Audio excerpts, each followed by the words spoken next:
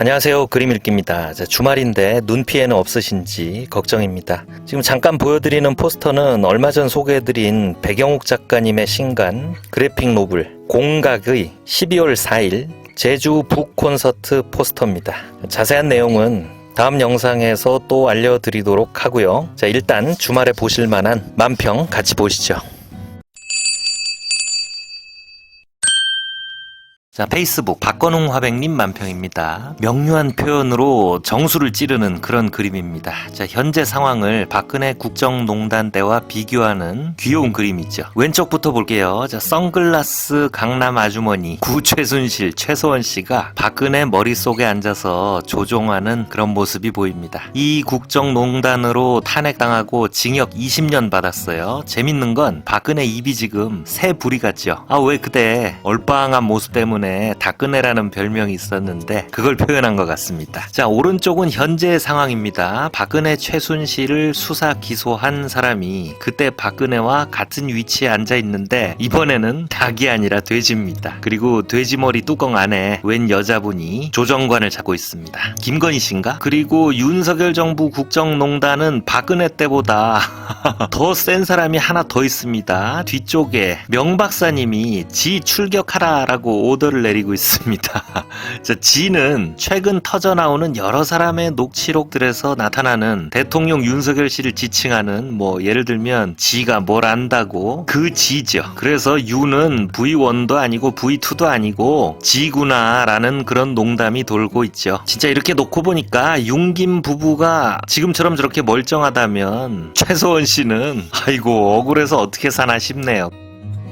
자, 인스타 오뎅구육 전종원 화백님 만평입니다. 이야, 이거 뭔가 그림이 우아하죠. 김건희 씨가 대통령 윤석열 씨를 안고 있는 우아한 모습, 밑에는 맥베스, 그리고 쬐끄만 글씨로 위에 바이 줄리라고 쓰여 있습니다. 자, 7월 8월에 상연했던 연극 맥베스의 포스터를 패러디한 겁니다. 무려 황정민 배우가 주연을 했던 연극이었는데, 자, 원작 포스터는 이렇습니다. 까만 드레스가 자연스럽게 만들어내는 왕관 모양이 되게 인상적입니다. 자, 다른 포스터가 있는데 그것도 이렇게 윤석열을 맥베스로, 김건희를 레이디 맥베스로 패러디하고 있습니다. 역시 드레스의 이게 등의 파임이라 그러나 이걸 이용해서 권력의 상징 검을 형상화하고 있습니다. 자, 그러면 이게 크게 흥행한 것도 아니고 사실 7, 8월에 공연했던 연극인데 왜 이 포스터를 갑자기 두 편이나 패러디해서 이렇게 만평으로 선보이는 걸까요? 자, 셰익스피어의 4대 비극 중 하나인 맥베스의 줄거리를 제가 간단히 소개하겠습니다. 자, 배경은 중세 스코틀랜드입니다. 뛰어난 전사였던 맥베스는 전투에서 승리하고 돌아오는 길에 돌아가면 영주가 되고 나중에는 왕이 될 거라는 마녀들의 예언을 듣습니다. 그리고 돌아와서 예언대로 코더성의 영주 자기를 받고 아내에게 마녀의 예언을 들려주게 됩니다. 자, 맥베스의 부인은 이 점쟁이 예언에 엄청 업이 돼가지고 맥베스에게 자기까지 내려준 던컨 왕을 죽이라고 부추기고 맥베스는 왕을 죽이고 시종들에게 누명을 씌우게 되는데 사태를 눈치챈 왕자 멜컴은 잉글랜드로 도망을 갑니다. 그리고 맥베스는 자신은 안 되지만 자손들이 왕이 될 거라는 예언을 받은 친한 친구 벤코우까지 죽이고 광기에 휩싸여서 폭정을 일삼습니다.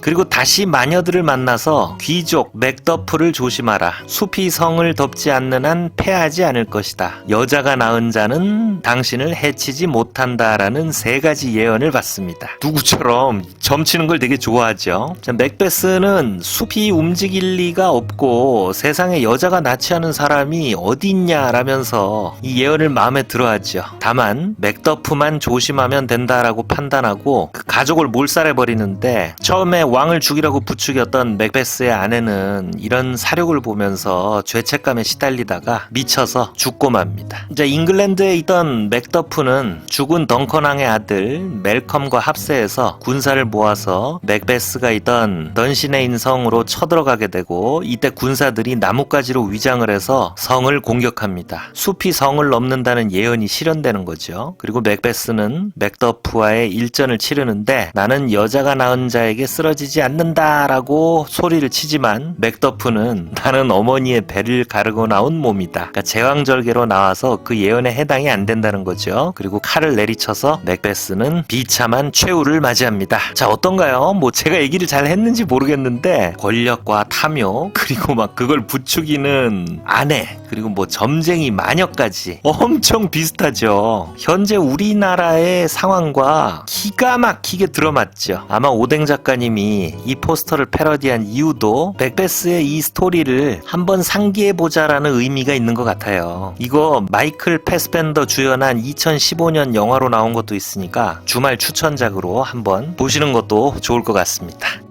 자, 민중의 소리 최민하백님 만평입니다. 흐린 하늘 아래 대통령실 앞으로 불길이 일고 있습니다. 거기 지금 종이들이 타고 있는데 불길엔 윤퇴진 시국선언이라고 쓰여있고 대학가에서 종교계까지라고도 쓰여있습니다. 어제 드디어 윤석열 씨 모교 서울대 교수 525명까지 참여해서 이제 뭐 제가 정확히는 모르겠는데 70개가 넘는 대학에 4천여 명이 넘는 교수분들이 제발 그만두라고 시국선언에 참여하고 있고 뭐 문인단체 종교계까지 그림처럼 진짜 불처럼 일어나고 있습니다. 자, 그중에 천주교 사제 1466분들 신부님들의 시국선언은 정말 이건 하늘에 닿을 듯 절절합니다.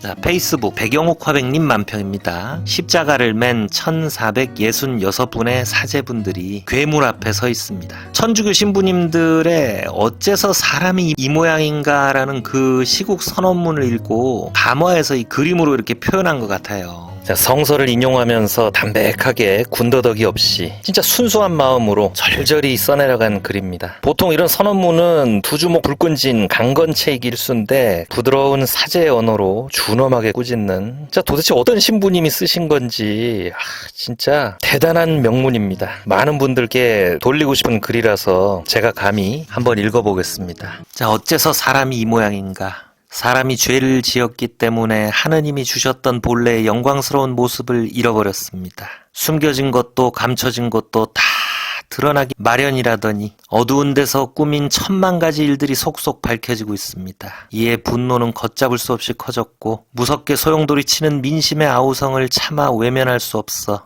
천주교 사제들도 시국선언의 대열에 동참하고자 합니다. 조금만 더 두고 보자며 신중에 신중을 기하던 이들조차 대통령에 대한 신뢰와 기대를 거두고 있습니다. 사사로운 감정에서 싫다고 하는 게 아닙니다. 선공 후사의 정신으로 안 된다고 말하는 것입니다. 나머지 임기 절반을 마저 맡겼다가는 사람도 나라도 거덜나겠기에 더 이상은 안 된다고 결론을 낸 것입니다. 사제들의 생각도 그렇습니다. 그를 지켜볼수록 저들이 하고자 하는 것은 무엇이나 못할 일이 없겠구나 하는 비탄에 빠지고 맙니다. 그가 어떤 일을 저지른다 해도 별로 놀라지 않을 지경이 되었습니다. 하여 묻습니다. 사람이 어째서 그 모양입니까? 그이에게만 던지는 물음이 아닙니다. 선을 바라면서도 하지 못하고 악을 바라지 않으면서도 그것을 하고 마는 인간의 비참한 실상을 두고 가슴치며 하는 소리입니다. 하나님의 강생이 되어 세상을 살려야 할 존재가 어째서 악의 화신이 돼서 만인을 해치고 만물을 상하게 합니까? 금요일 아침마다 낭송하는 참회의 시편이 지금처럼 서글펐던 때는 일찍이 없었습니다. 나는 내 죄를 알고 있사오며 내 죄 항상 내 앞에 있삼나이다. 보소서 나는 죄 중에 생겨났고 내 어미가 죄 중에 나를 배었나이다. 대통령 윤석열 씨의 경우는 그 정도가 지나칩니다. 그는 있는 것도 없다고 없는 것도 있다고 우기는 거짓의 사람입니다. 꼭 있어야 할 것은 다 없애고 쳐서 없애야 할 것은 유독 아끼는 어둠의 사람입니다. 무엇이 모두에게 좋고 무엇이 모두에게 나쁜지조차 가리지 못하고 그저 주먹만 앞세우는 폭력의 사람입니다. 이어야 할 것을 싹도 끊어버리고 하나로 모아야 할 것을 마구 흩어버리는 분열의 사람입니다. 자기가 무엇하는 누구인지도 모르고 국민이 맡긴 권한을 여자에게 넘겨준 사악의 허수아비요 꼭두각시. 그렇잖아도 배부른 극소수만 살찌게 그 외에는 모조리 나락에 빠뜨리는 이상한 지도자입니다. 어디서 본 것도 들은 적도 없는 파괴와 특정 혼돈의 권력자를 성경은 끔찍하고 무시무시하고 아주 튼튼한 네 번째 짐승이라고 불렀습니다. 그러는 통에 독립을 위해서, 민주주의를 위해, 생존과 번영을 위해 몸과 마음과 정성을 다 바친 선열과 선배의 희생과 수고는 물거품이 되어가고 있습니다. 아무리 애를 써도 우리의 양심과 이성은 그가 벌이는 일들을 도무지 이해할 수가 없습니다. 그를 진심으로 불쌍하게 여김으로 그를 위해 기도합니다. 하지만 그 사람 마음 안에서 나오는 나쁜 것들이 잠시도 쉬지 않고 대한민국을 괴롭히고 더럽히고 망치고 있으니 가만히 있을 수가 없습니다. 5천년 피땀으로 이룩한 결의의 도리와 상식, 홍익인간과 제세 이화의 본분을 팽개치고 사람의 사람됨을 부정하고 있으니 한시도 견딜 수가 없습니다. 힘없는 사람을 업신여기고 사회의 기초인 친교를 파괴하면서 궁극적으로 하느님을 조롱하고 하느님 나라를 거부하고 있으니 어떤 이유로도 그를 용납할 수 없습니다. 버젓이 나도 세례받은 천주교인이요 드러냈지만 악한 표양만 늘어놓으니 교회로서도 무거운 매를 들지 않을 수 없습니다. 그가 세운 유일한 공로가 있다면 하나의 힘으로도 얼마든지 전체를 살리거나 죽일 수 있음을 입증해 준 것입니다. 숭례문에 불을 지른 것도 정신 나간 어느 하나였습니다. 그런데 하나이기로 말하면 그이나 우리나 마찬가지요. 우리야말로 더 큰 하나가 아닙니까? 지금 대한민국이 그 하나의 방종 때문에 엉망이 됐다면 우리는 나 하나를 어떻게 할 것인지 물어야 합니다. 나로부터 나라를 바로 세웁시다. 아울러 우리는 뽑을 권한뿐 아니라 뽑아낼 권한도 함께 지닌 주권자이니 늦기 전에 결단합시다. 헌법 준수와 국가 보위부터 조국의 평화통일과 국민의 복리 증진까지 대통령의 사명을 모조리 저버린 책임을 물어 파면을 선고합시다. 오늘 우리가 드리는 말씀은 눈머니가 눈머니를 인도하면 둘 다 구덩이에 빠질 것이니 방관하지 말자는 뜻입니다. 아무도 죄의 굴레에서 자유롭지 않습니다. 그러기에 매섭게 꾸짖어 사람의 본분을 회복시키는 사랑과 자비를 발휘하자는 것입니다. 2024년 11월 28일 하나님 나라와 민주주의를 위해 기도하며 천주교 사제 1466인. 오늘은 여기서 마치겠습니다. 구독과 좋아요 부탁드립니다. 감사합니다.